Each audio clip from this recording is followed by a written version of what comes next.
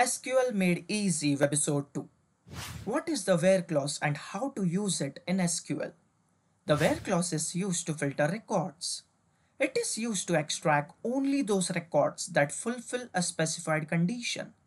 Now let's try to understand this with an example. Here we have an employee database where we have employee ID, employee name, employee department, employee salary and hire date. I want to extract all the details of the employees where the salary is greater than 55,000. So how may we achieve this? Let's check it out. We will write the query in this way. First we will write select star from employees where we are mentioning star because we want all the columns from the table. Now after that we will write where clause where we are specifying that in the employee salary we just need the details for the employees where salary is greater than 55,000. Now we will select the statement, the query that we wrote, and we will click on execute. As you can see, we have retrieved the data that we were looking for.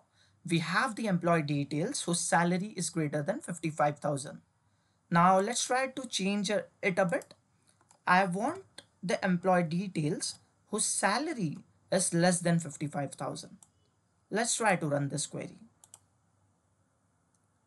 As you can see, we have the data in front of ourselves. We have the details of the employees whose salary is less than 55,000. Want to simplify data analytics with SQL?